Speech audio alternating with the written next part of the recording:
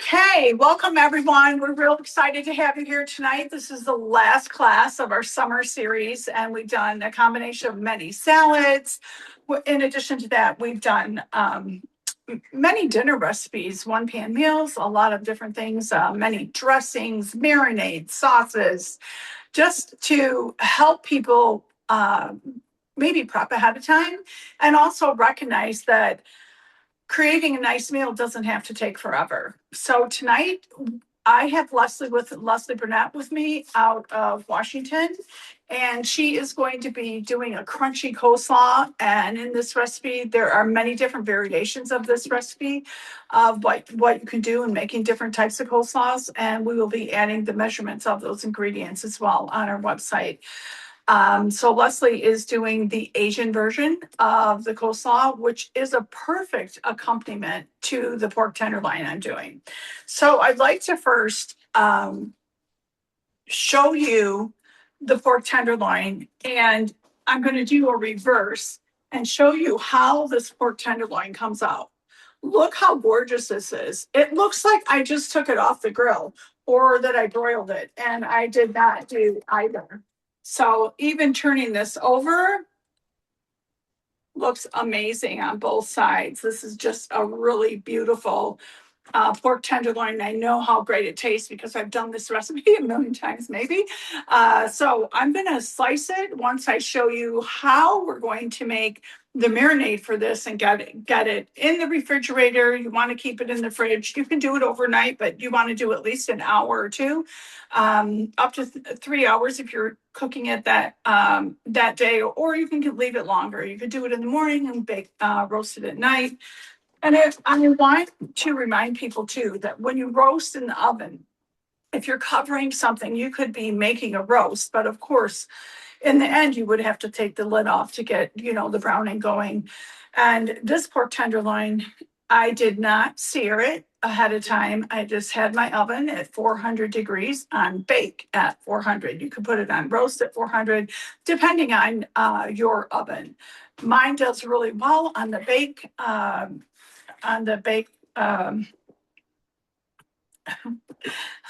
The bake choice. So I definitely did it on the bake because I'm used to doing that.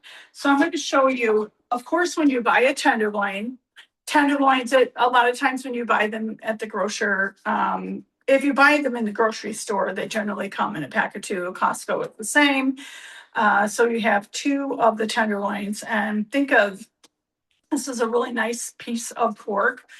It is, they say pork is the new white meat. For a long time, they've been saying that. I don't know if that's true or not, but I know that this doesn't have a lot of fat on it, and it cooks up fairly quickly, and it's a perfect meal when you don't have a lot of time, or if you do want to just marinate ahead of time.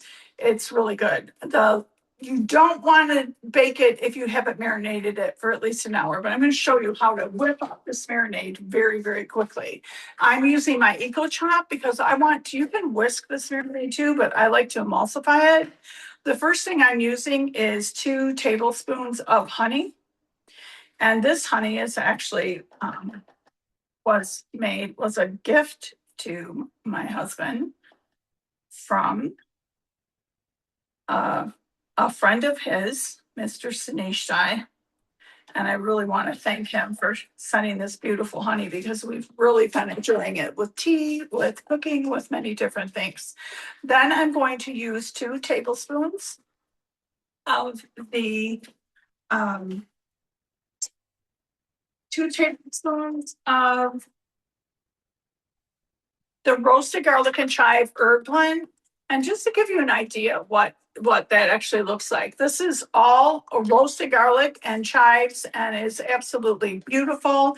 It's think of it like a dried loose tea as opposed to a tea that's ground. So you can see all of the herbs are very nice and dried and very flavorful. And I've got 2 tablespoons here that I'm using. The next thing that I'm using is 4 tablespoons of Bordeaux wild pepper mustard. This comes from Provence, as does the French herb blend, and that's roasted garlic and chive. Taking a look at this, so beautiful and nice. It's got the mustard seeds in it.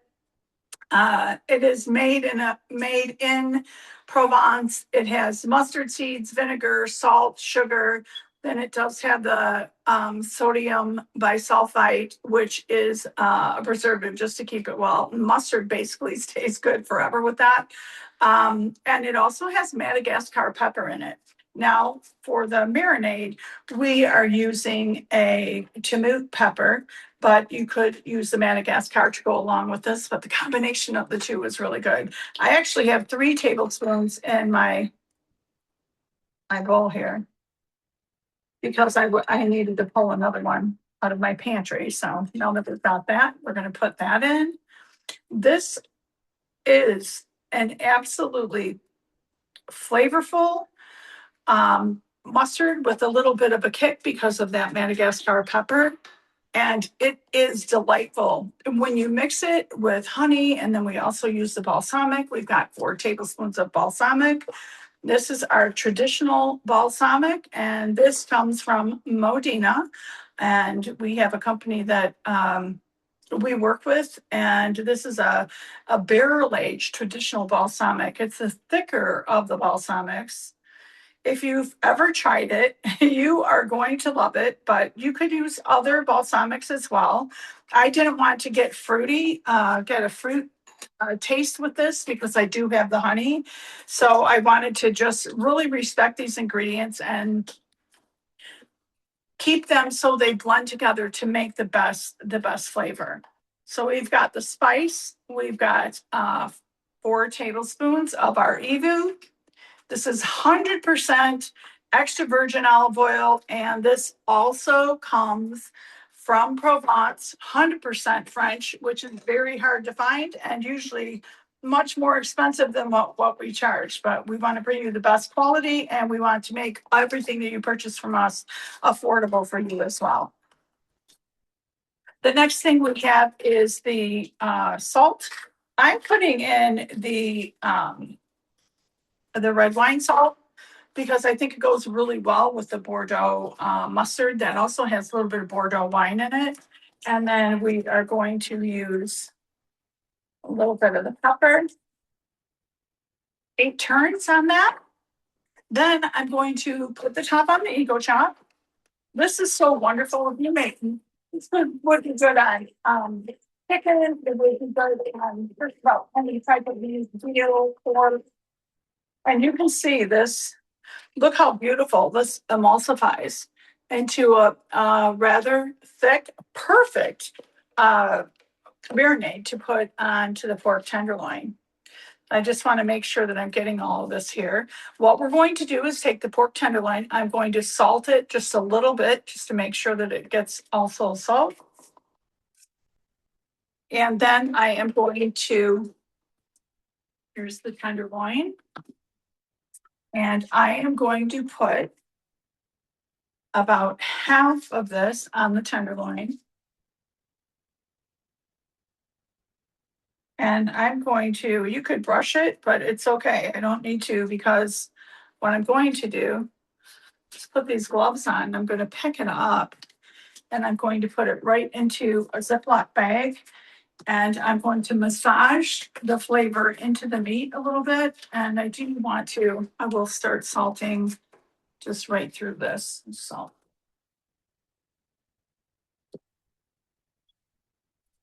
Okay.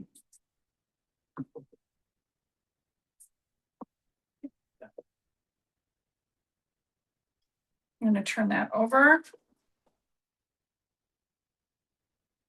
Very good. Then I will put the other glove on.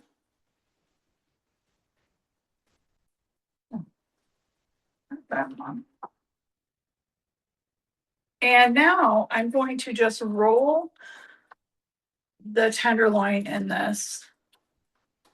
Kind of use it like I'm mopping up what's in the pan. I don't like to just dump it in the bag and then dump everything in. I like to make sure that I'm making sure that I'm getting that on the meat. So now I pick up the meat, I put it into the bag, and I'm going to take my spatula and I'm going to take the rest of this. We are going to bake it in here as well. This is just so simple and the taste is unbelievable. I'm sure that my husband is very hungry for dinner because it's getting late. It's after 8 o'clock, usually when we eat on 7 or 8. But he's going to be very happy about this beautiful tenderloin we're doing. I'm going to grab another glove here and take this one off. I for that. Okay, I'm going to close this up.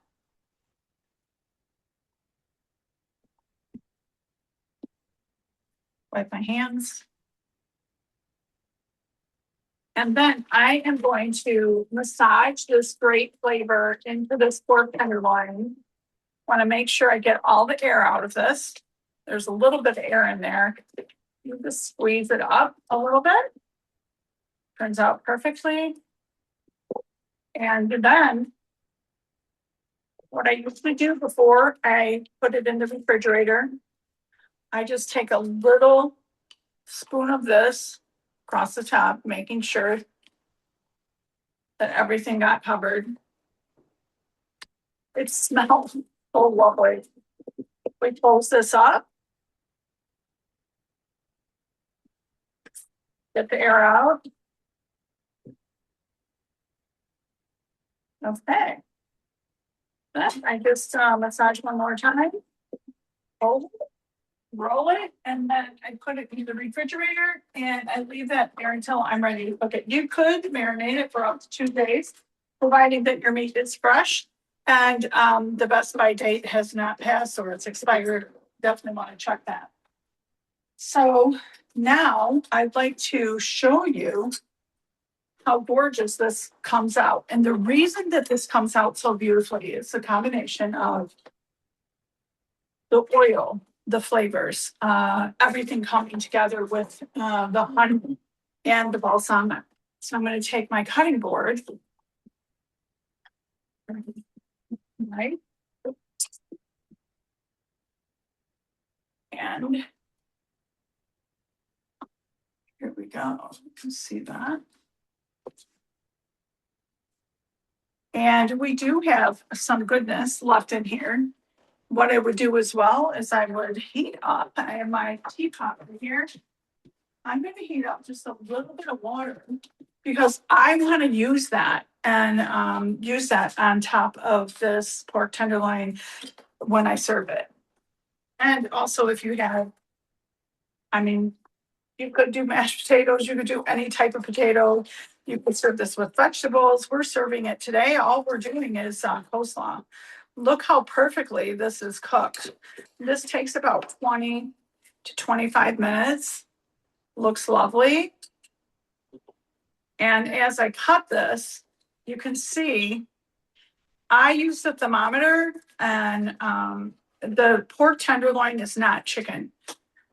It needs to be cooked at 145. And the difference is the darker you have your meat, this is a very, very, very, very light pink. You can hardly see the pink, which means for me, it's cooked perfectly. But you want to definitely use a thermometer because if you don't use a thermometer, you might overcook it, but you also might cook it enough, not enough. And you always need to leave your pork tenderloin sitting for another 7 to 10 minutes. 7 minutes is generally the rule of thumb. And in that 7 minutes, you'll see that it just has that final few seconds of cooking. And also, resting your meat keeps your meat very tender.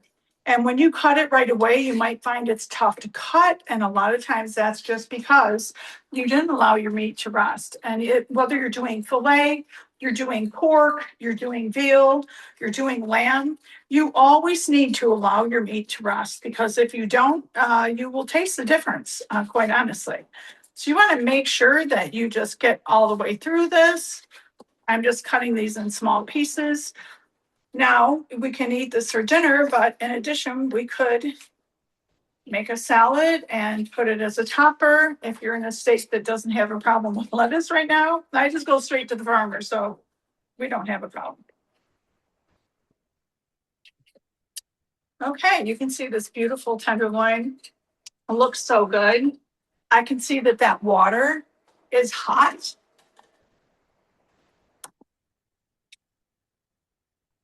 And I just need a speck of this. I'm going to show you what I do with this. Let's see. Let me move this for a second. And I'll bring my pan here. Very simply, this is gold.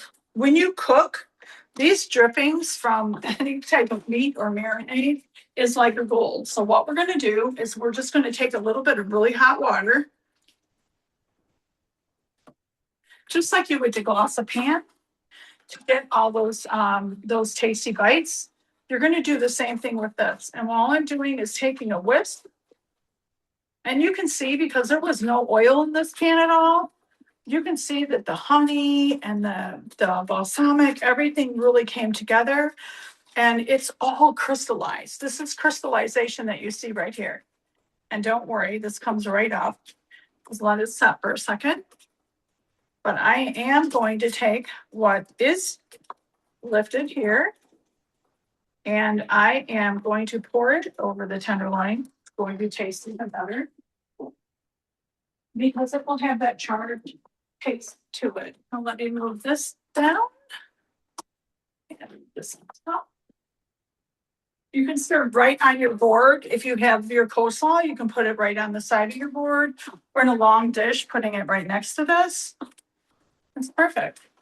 So you can see, I'm just going to start at the back and I'm going to pour this right down. Then I'm going to pour it down again. I'm going to continue that until it's done. Look how nice that looks. Then I would scrape up these last few pieces here. Gold. Just remember, it's gold. You want it. It's the best tasting part of your entire roast is that marinade. And that really brings the meat to a level that you don't get anywhere unless you make it yourself. So the last thing I'm going to do, I've got our roasted garlic and chive here, and I'm going to sprinkle a little bit of this. And you know that it is a compliment to it, just with a little bit of garnish. And I also have, a farmer's chef's garden right outside. My husband loves chives. So I am going to take the chives. And these are also a compliment to, they're a compliment to the roasted garlic and chives. So I have fresh chives. And the more you harvest your chives, the faster they grow. I've had chives all summer. We just put them on almost everything. And my husband really, really loves that. And with that sweet and salty flavor, the little bit of spice from the mustard, the Madagascar pepper, the Timut pepper, just using all of that together, you just have such a beautiful dish here. And I wish you were all here so I could serve it to you. Excuse me, I'm dripping on this side, but does that look good? So I'm going to turn this over to Leslie. Leslie, it's all you. She's going to make the accompaniment for this great pork tenderloin, and that is a crunchy coleslaw. Okay, great. That does Thanks, look. Leslie. Yep. All right. That does look delicious, Cindy. And I love how these two recipes are similar to each other because they have similar French pantry flavors. So, all right. I am making the crunchy harvest coleslaw, and I love the different options on this. So with the recipe, it has a Mediterranean, spicy, a fruit and nut, and an herb infused. And those are just slightly changing the ingredients and the salad dressing. So I'm going to make an Asian one. So I'm going to follow a lot of the basic recipe and then add a couple more things. So the first ingredient in our coleslaw, of course, will be cattle. So it says to shred your cabbage. So I'm going to take my cabbage and chop it up a little bit there, get a quarter of that, and use the mandolin. So on this side of the mandolin, it shows how deep the cut will be. And then this one here brings up some little teeth so that it will shred for me. So it's going to do a lot of the work. All right. So I'm going to put the safety down and let's see if I can fit this in here.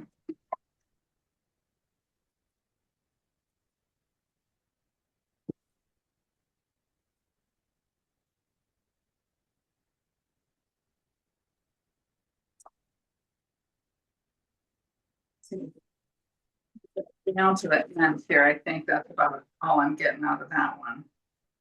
So I'll put this off to the side, but you can see I'm getting beautiful shredded cabbage for this. So let's see, I'll cut up some more. You can also do it with your knife if you'd like, but I think that the mandolin makes it a lot faster. I love the colors of this too, because we're using green and the white. Okay, so we've got some green cabbage in here, so we'll go ahead and add some of this purple. Let's see here. And maybe I'll just chop it up by hand too. I know not everybody has the mandolin. All right, and we'll just keep chopping here so we get it fine. So we want to make sure we have some good bite-sized pieces for everybody.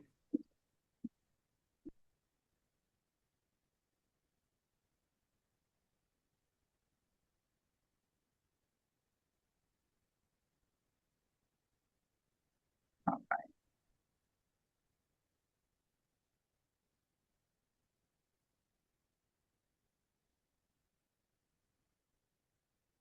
So of course, if you prefer one color over the other, then you can work on your combinations. But this is 2 cups of green and 2 cups of purple or red, whichever you call it.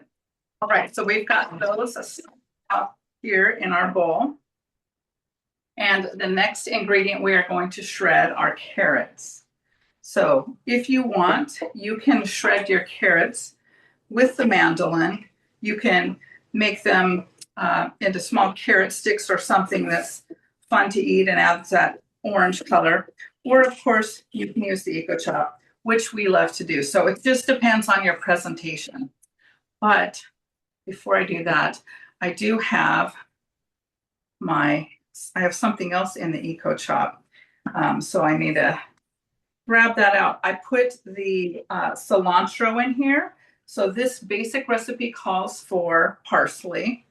So I just want to remind you, you can spin dry your vegetables as well, grapes, whatever you use, using the basket. So just give it a pull and we'll see what comes out here. Maybe just a little bit. All right, we'll get that out of there. So now I can chop my carrots in here. So I'll make sure I put my blade in. Add the carrots. This is always a fun thing to do. It's great if you have a kitchen helper to put them to work.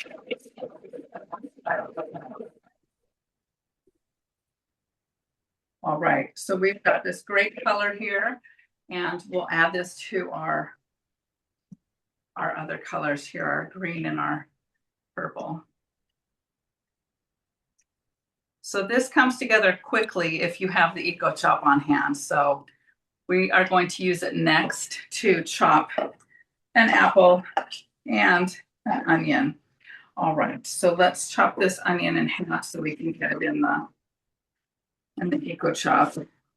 And then I think that I can just add the apple as well. I've got half of an apple here. But no, this is kind of big.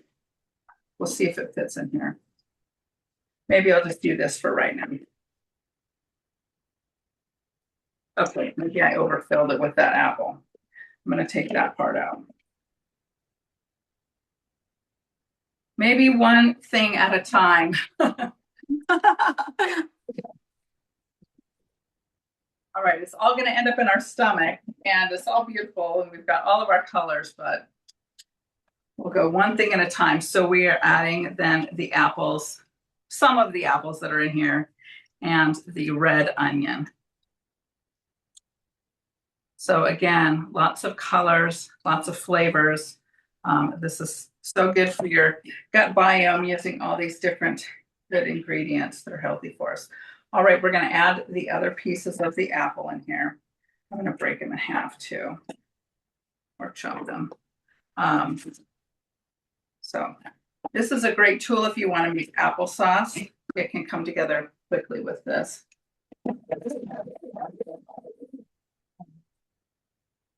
And apples is kind of a fun ingredient to add to your coleslaw. I know not every coleslaw has apples in it. And we are also going to add sunflower seeds, the kernels. And it's just kind of fun to take a basic recipe and add a couple things into it to make it a little bit different and fun. All right. All right, let's see here. So next we are going to do the salad dressing. All right, let me move this out of the way. I'll show you what we have here. Here's our bowl. And I don't think I need this for anything else. So let me clean up this spot and we will get to our dressing. I will use the Eco Chop again for that. And I'm going to emulsify it just like Cindy did. So again, quick, easy, coming together quickly for your summer. And mine, I don't have to use the oven. So, although I did use it for one bonus thing I'm going to show you. All right, so I'm going to put this in here. I guess I might need my spatula here, a little mini scraper. All right, so for the dressing, I have 3 tablespoons of white balsamic. That would be some great sweetness. So you could use the mango, you could use the pomegranate. All of these are beautiful. They're great flavors. You can mix and match. I have 3 tablespoons of coconut aminos. You could use soy sauce if that works for you, or tamari. All right, next we have 2 tablespoons of sesame oil. This is really going to give it that Asian flavor. All right. And then some of the mustard. So I am using the Herbes de Provence, so that will match up well with Cindy's Bordeaux that she has. Both of those are great. I'm a big mustard fan. All right, and then we have a little bit of sweetness. So a tablespoon of either maple syrup, date syrup, honey, something like that. The final thing I'm going to add here is some salt and pepper. So I also chose the Timut, I guess that is, number 4. So I want to show you the grinder comes together like this. That's the daily grind. This is the pep rally. So it comes like this. I'm going to take this off and take the lid off. I love this one because it smells like lemon. These peppers are a little bit, I don't know if you can see, but they're kind of like Pac-Man. They're open a little bit. Their mouth is open. Then I'm going to take this one off. It's so simple just to switch between the different flavors. So I'll put that one on, twist off that, and give this a little grind for our dressing there. Okay.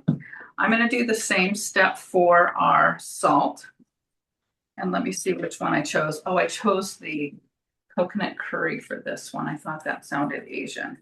So I'll take the lid off for this one. And again, twist this off.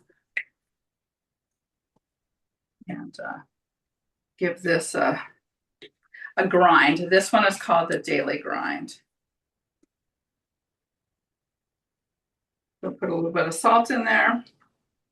And then we can mix this up.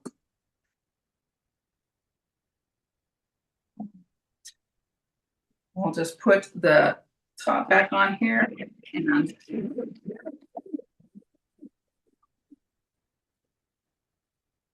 All right. So we have a delicious salad dressing also that we are going to get ready to put on our salad. And then we have some fun things to top it as well to bring out that flavor. All right. So let me see. I have my.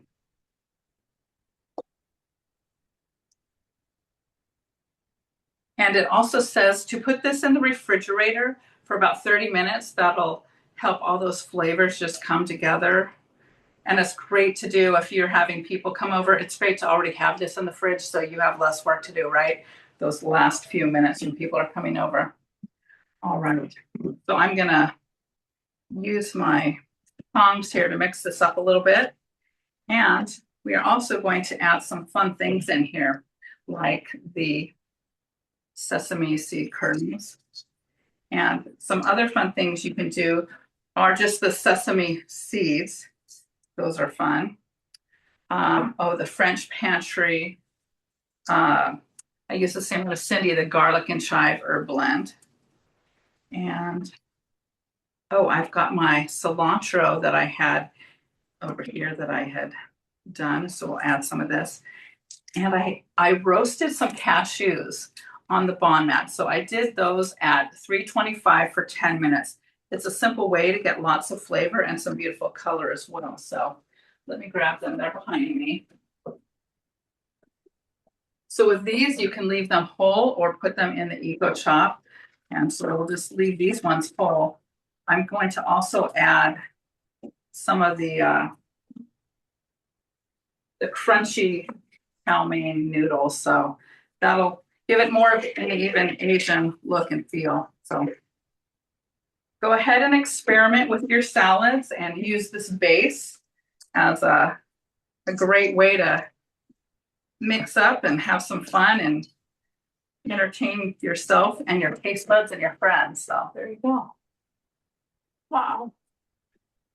Wow, that looks great, Leslie. I wish I had that bowl right now to go along with this tenderloin, but they are perfect to put together. I think too, I have just to add an additional tip on that coleslaw is if you leave it in the refrigerator before serving, always taste it before you serve it. When you take it out, just take one taste because it seems like those salads, pasta salad and coleslaw both, they kind of eat the dressing. So you want to make sure that you have that right amount. You might feel like it's a lot the first couple hours, and then you'll see that you might need to add a little bit more. So I always save a quarter, 1/4 of my dressing to make additions later. But I love this Asian look and feel of the salad and the taste with those crunchy noodles. Just brings it to that next level too. And these are ingredients that are very affordable and very easy to have in your home pantry. And I think that the more that you cook, the more that you realize if you have the ingredients, you're much more apt to create something new. And I think this is the whole reason for doing the Taste the Trend classes is to show you that it doesn't have to be difficult to make something taste really, really great. And if you have the right ingredients, it certainly does that. In addition to that, I also know that we don't need more tools and more recipes, but we do need the right tools in order to make those recipes. That includes ingredients and, of course, shortcuts like the Eco Chop. It's something that I use every single day, and I'm sure, Leslie, you do as well. And anyone that has one tells me the same because it just makes life so much easier. It saves hours of chopping. So really great. Then, Leslie, did you want to add anything about any of the specials going on? Well, I was thinking that as I was working on this here, let me grab the sale because I know that there's a great sale going on with 50% off the Fleximats. So Yes. that in the comments. And I want to remind people also that when they look for their Bon Cook emails, the specials are there along with the recipes, but I can grab the recipes as well. Great. Thank you so much. I want to thank everyone for getting on our class tonight. This is the last of our summer series. We believe that people need, of course, that time to smooth through using these recipes during the summer months, and then we'll be back in the beginning of September after the Labor Day holiday, and we'll have we have a fabulous fall lineup. So we're really looking forward to perfecting those recipes in the next coming weeks, and just being there for you for all that fall cooking and baking, pumpkin everything, right? Everyone loves that. So thanks so much, Leslie, for getting on and helping me out with this class today. And thank you, all of you that have attended. We will have this on the Facebook page sometime tomorrow. We'll have the recording up if you'd like to take another look at it, or see if you didn't get on during the pork tenderloin recipe, or you need to just watch through and see those tips again that Leslie so graciously shared and did such a wonderful job with as well. Thank you, everyone. Have a great night and enjoy the rest of this beautiful summer. Bye now.